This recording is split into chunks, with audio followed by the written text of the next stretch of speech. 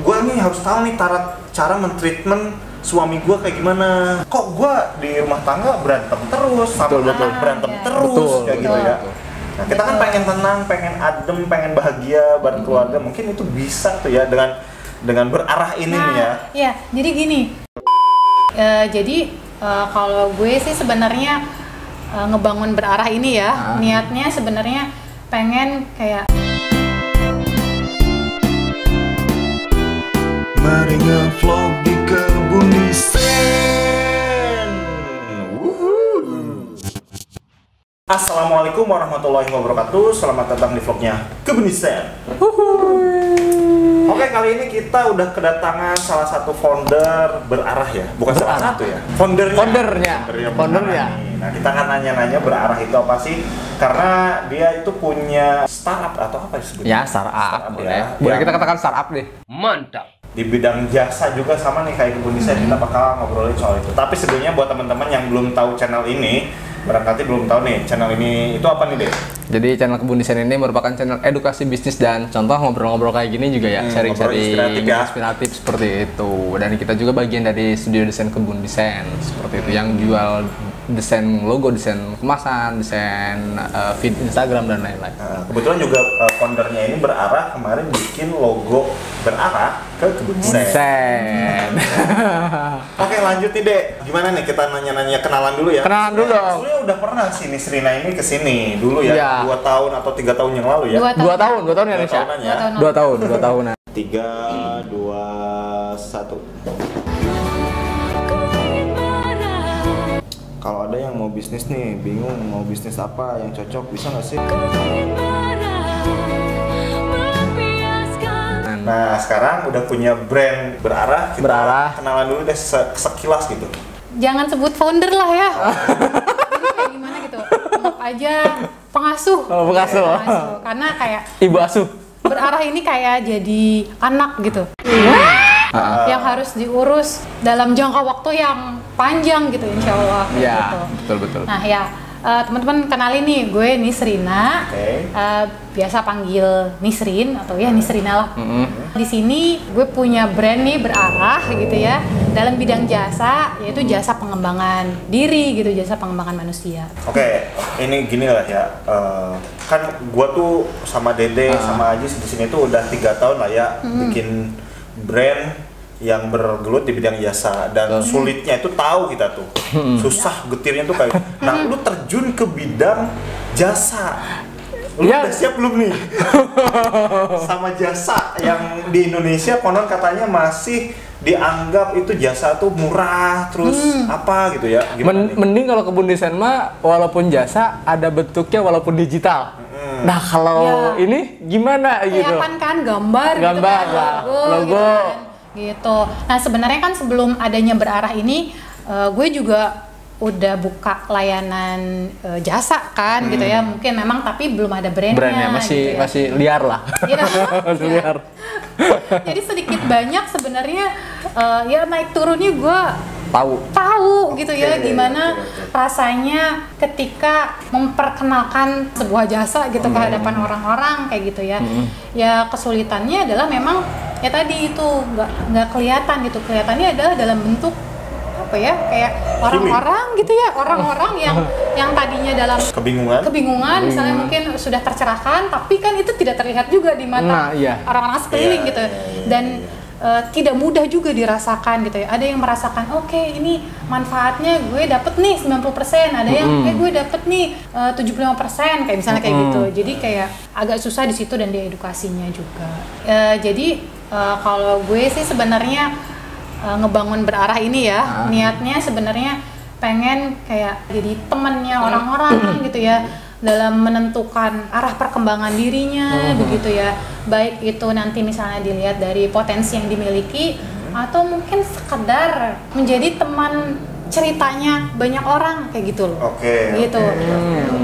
Gitu loh. Jadi terkadang kan orang nggak mau membuka diri dulu misalnya akan potensinya, tapi lebih ke mereka pengen dulu nih ditemenin, misalnya kita pengen hadir di situ. Sebenarnya sederhananya seperti itu. Kalau gue nanggep sih ya, si berarah ini nolongin orang-orang yang memang kehilangan arah, entah itu mungkin anak-anak SMA nih biasanya ketika mau kuliah bingung gitu, mau ngambil jurusan apa, ya nggak sih? Iya, betul. Terus juga kadang juga mereka, udahlah gue mau ngambil jurusan A, orang tua gue nyuruh begini, gitu kan ya. Coba kalau misalnya teman-teman SMA khususnya kalau misalnya dari umur berapa sih ya mereka yang udah bisa di apa? Sekitar 13 tahun. Nah, dari 13 tahun coba mungkin arahkan ke berarah ID ini untuk konsultasi. Lu tuh kedepannya mau seperti apa sih gitu. Itu bakal kerasa impact-nya nanti setelah kamu menemukan, entah itu nanti kamu ujungnya mau bekerja atau berwirausaha, sama aja lah, better ya. Kita nggak membandingin bekerja atau berwirausaha bagus mana gitu ya. Di bekerja pun kamu bisa hidup dengan baik, di berwirausaha pun juga hidup dengan baik apabila kamu memplanningkan dari 13 tahun yang lalu gitu ya, atau dari umur 13 tahun. 13 tahun. Jangan sampai seperti saya, jujur aja nih ya, baru menemukan jati diri ini baru sekarang gitu, dan aku pun menarik nih, kayaknya mau nyobain juga nanti sama berarah nih gitu. Nice. Jadi kita itu menghabiskan waktu untuk menemukan, gua tuh ternyata harus begini nih, gua tuh udahlah, gua mah tujuan hidup gua tuh seperti ini aja gitu. Iya. Gitu ya. Jadi sederhananya mungkin kayak gini, teknisnya ya, kamu itu anak usia misalkan tadi 15 tahun. Ya, 15 tahun. Bingung nih, gua tuh mau kuliah atau mau kerja atau mau bisnis atau mau ngapain sebetulnya gitu ya. Nggak punya kesukaannya banyak, tapi yang bisa menghasilkan, maksudnya bisa membuat saya tuh menjadi ahli dalam satu bidang tuh yang mana? Dan bahagia Betul. Di situ kayak gitu ya. Yang mana sih bingung? Nah, di berarah ini mencoba ngasih tahu, ini potensi kamu itu mungkin cenderungnya ke sini.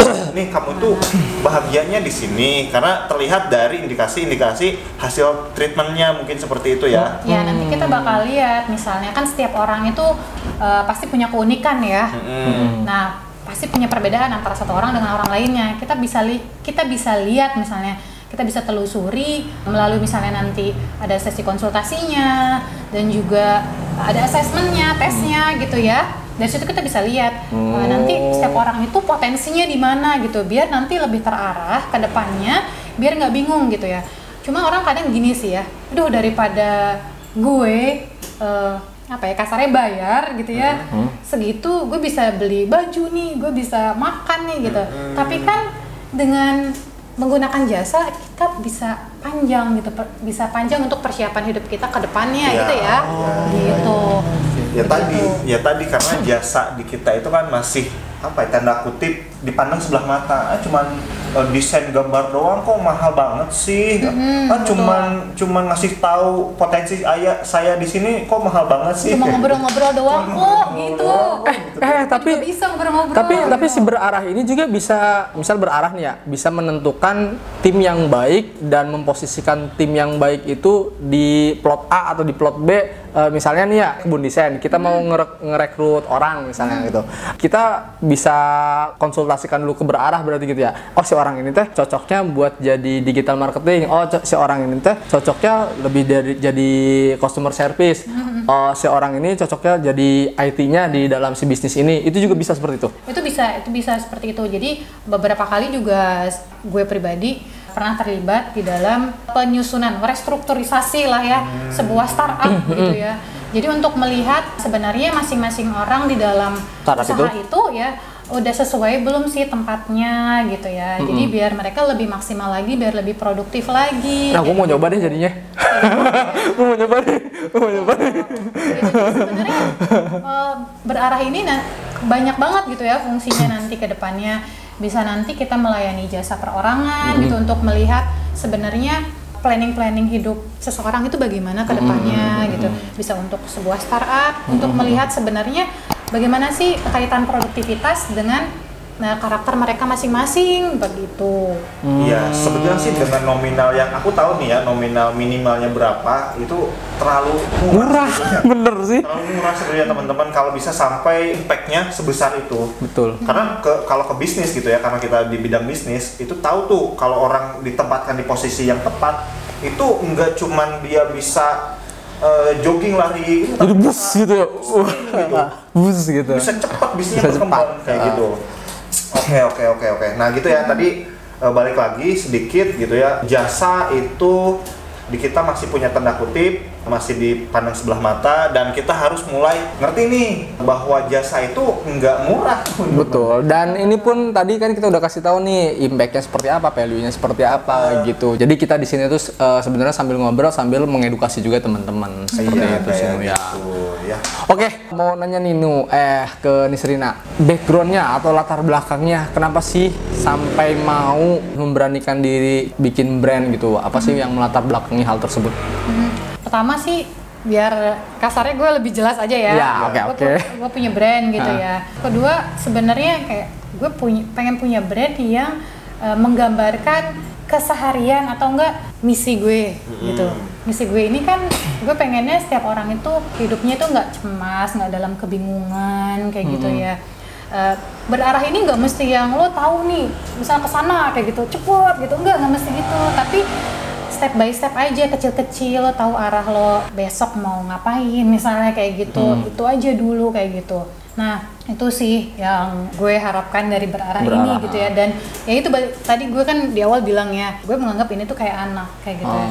Jadi ketika gue memutuskan untuk punya brand, berarti ini akan jadi jangka panjang kayak betul, gitu ya. Betul, dan bukan semata-mata, walaupun ini juga brand bisnis, tapi gue pengen juga ini punya impact yang besar gitu. Kalau punya impact besar berarti harus punya ketahanan gitu loh. Ketahanan ketika kita mengedukasi orang dalam jangka waktu yang panjang gitu sih sebenarnya.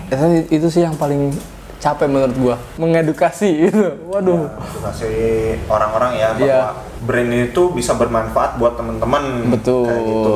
Ya tapi tentu saja nggak free. Mau makan gimana kita kalau ngasih desain gratis, bermanfaat nih buat para UMKM, tapi kita kasih gratis. Kita juga butuh makan. Bermanfaat kayak gitu. Nah, kayak gitu.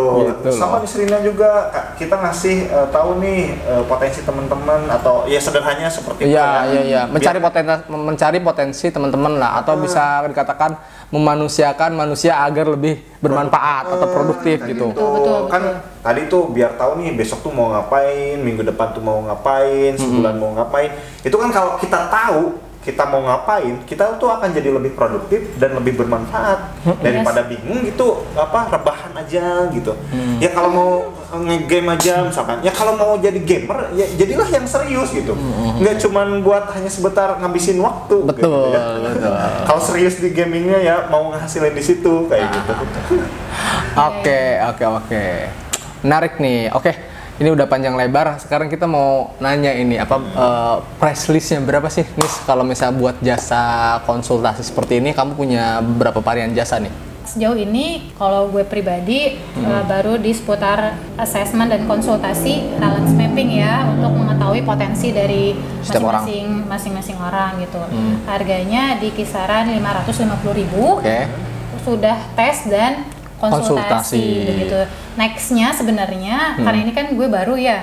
Nextnya sebenarnya gue pengen ada misalnya program coaching gitu. Jadi kalau coaching itu kan ada pendampingan, mungkin beberapa kali pertemuan kayak gitu. Terus juga sebenarnya pengen ada yang tadi gue bilang ya di awal-awal, pengen ada juga kayak kita layanan konseling gitu, jadi teman curhat, jadi teman berarah kayak gitu ya. Gitu ya. Karena sebenarnya kayak permasalahan orang-orang mungkin tidak hanya di mencari potensi, tapi bagaimana mereka mengatasi konflik-konflik yang ada di sekitarnya. Misalnya kalau gue pribadi ya, pernah misalnya ketemu sama anak yang berkonflik sama orang tuanya misalnya gitu. Anak yang bingung nih ngatasin konflik sama teman-teman kampusnya, atau bahkan istri yang bingung ngadepin suaminya. Gitu. Jadi kayak ya jadi temen ceritanya. Kayaknya si Widya perlu. Widya lagi katanya. Menghadapi suaminya. Begitu. Widya lagi. Oke. Itu sih harga yang murah ya untuk menemukan value dari diri kita ya. Apalagi kan itu seumur hidup loh, lebih dari desain logo. Kalau desain logo mah kan bisa ganti lah 50 tahun sekali atau 10 tahun sekali. Oh, ini kan untuk seumur hidup. Iya, tadi ya misalkan contoh kecilnya istri menghadapi suami, daripada Anda bercerai dengan suami Anda misalkan. lebih baik gue nih harus tahu nih cara mentreatment suami gue kayak gimana kayak gitu, ataupun si suami gimana nih cara mentreatment istrinya dengan tepat, cara mencintai dengan tepat, gimana sih kayak gitu ya. Iya. Betul. Mencintai secara membabi buta. Ya, salah kaprah cara bucin. Sehingga kok gue di rumah tangga berantem terus, sama anak berantem terus kayak gitu ya. Nah, kita kan pengen tenang, pengen adem, pengen bahagia bareng keluarga. Mungkin itu bisa tuh ya dengan berarah ini nih ya. Iya, jadi gini, sebenarnya kalau yang tadi layanan konseling yang tadi, misalnya kayak tanpa si assessment talent mapping nih, tapi dengan adanya layanan assessment talent mapping ini jadi menambah informasi buat orang-orang yang mau konseling juga gitu ya. Kenapa? Karena ada akhirnya permasalahan keluarga gitu ya, pasangan suami istri yang juga bisa diatasi dengan si talent mapping ini gitu ya. Jadi penerapannya banyak, tidak hanya dalam penjurusan atau perencanaan karir gitu. Terus kayak misalnya gue mau kasih contohnya nih ya. Jadi gue pernah ketemu klien suami istri, mereka tinggal di Amerika. Nah, temuan lah kita ya. Terus suaminya ini kerja sebagai sales dan kalau weekend dia minta untuk juga kerja sebagai pengajar. Jadi minta izin ke istrinya. Istrinya bingung karena pendapatan suaminya sebagai seorang sales itu udah mencukupi keluarganya. Tapi dia pengen. Kok kenapa kamu weekend itu bukannya buat keluarga tapi malah buat ngajar? Oh, ternyata ketika konsultasi barulah kelihatan bahwa ketika jadi sales ada potensi-potensi dirinya yang nggak tersalurkan, yaitu adalah mengembangkan orang lain. Gitu, ngajar kayak gitu ya. Jadi dia harus salurkan itu. Kalau ketika pulang ke rumah weekdays udah capek kan. Jadi akhirnya diselipin tuh di weekend kayak gitu loh. Jadi kayak istrinya yang tadinya mispersepsi nih, jadi ngerti suaminya kayak gitu, suaminya juga jadi paham gitu sih, biar lebih ngerti lah, bukan hal yang sia-sia itu teh gitu ya. Tapi memang ada maksud, ada hal yang perlu disalurkan kayak gitu. Jadi jelas karena itu ada potensinya tertuang dalam assessment kayak gitu, hasilnya. Dan itu kan dengan si suaminya mengajar pun jadi ada sesuatu yang bisa tersalurkan dan membuat dia bahagia, dan akhirnya si istri mengerti ya. Impact-nya kalau suaminya bahagia, impact-nya jadi ke keluarga juga. Dia bisa berkomunikasi dengan istrinya dengan baik, ke anak-anaknya juga jadi ya happy aja gitu kan, ke rumah bawa. Tapi kan awalnya kan si istrinya nggak tahu nih sebelum assessment, ngapain sih suami udah mah kerja jadi sales uangnya banyak, ini nambah-nambah lagi kerja, nggak ketemu setiap hari jadinya kan ya gitu. Betul. Gitu. Tapi dari situ mungkin jadi pemecahan masalah ya buat si suami istri tersebut. Mungkin nanti si suaminya ya udah full ngajar aja misalnya kayak gitu. Bisa mungkin nextnya, masalah nextnya itu nanti diserahin lagi ke masing-masing orang kayak gitu loh. Kita sih sampai tahap dimana kita menemukan problemnya, menemukan masalah gitu atau apa? Kita lihat dulu nih masalah mereka apa, coba kasih saran-saran dari permasalahan mereka gitu ya. Terus cari juga misalnya karakter mereka sebenarnya seperti apa sih gitu ya, melalui assessment ini gitu ya, potensi-potensi mereka seperti apa gitu. Nanti prakteknya bagaimana itu adalah privilege masing-masing orang untuk memutuskan. Betul, gitu. Karena kan nggak mungkin kan kita terus-terusan ya. Sampai dalam. Iya, dalam rumah tangga orang gitu kan. Kita kan di sini hanya sebagai konsultan ya, konsultan. Tapi itu biasanya kalau misalnya assessment itu berapa lama sih? Nih kita dampingin juga, kita tungguin gitu, ngobrol sambil assessment juga. Oh, enggak gitu. Ya itu bisa dilakukan di tempat masing-masing. Online bisa? Bisa online. Bisa online, itu sekitar 1 jam. 30 menit sampai 60 menit. Jadi gampang banget dan bisa dikerjakan sambil ngopi-ngopi. Berarti kalau misalnya mau konsultasi sama Nisrina ini bisa ketemuan sambil ngopi sambil ngerjain juga, bisa gitu ya? Bisa atau juga enggak? Kalau mau misalnya ngerjainnya bareng di depan saya misalnya gitu, di depan gue. Tapi kalau misalnya mau di tempatnya masing-masing nggak apa-apa, nanti kita janjiannya pada saat udah diisi. Hasilnya udah ada. Gitu, jadi kita tinggal ketemu gitu, tinggal ngobrol. Tapi kan kadang ada beberapa yang nggak ngerti juga terhadap pertanyaan yang ada di assessment, itu gimana? Nah, itu sebenarnya yang di assessment itu nggak terlalu sulit ya bahasanya gitu ya, dan makanya kenapa minimal usia itu 13 tahun. Karena usia di minimal itu adalah memahami ya. Dimana orang-orang anak-anak itu udah mulai banyak kosakatanya, udah banyak pengalamannya, bisa memahami maksud dari pertanyaan itu betul gitu ya. Banget. Jadi si kata-kata itu juga disusun bukan yang sembarang ini untuk profesor aja misalnya kayak gitu, tapi bisa dipahami secara jelas, jadi nggak ambigu gitu. Kalau akhirnya ada yang bingung, mungkin bisa dikontak, ini maksudnya apa gitu. Boleh nih buat Zahra nanti. Kalau udah gede. Soalnya anaknya sering coret-coret apa tembok. Wah, rumah tuh itu jadi diarahin kemana nih gitu. Iya, kalau buat anak-anak sih ya tinggal dibebasin aja, orang tuanya mesti sabar-sabar untuk ngebebasin betul. Anak tersebut ya explore. Iya, ada explore. Untuk sekarang masih ada explore. Oke, tadi apa namanya berarah itu apa udah. Background udah, terus press list udah, asesmen caranya, waktunya udah.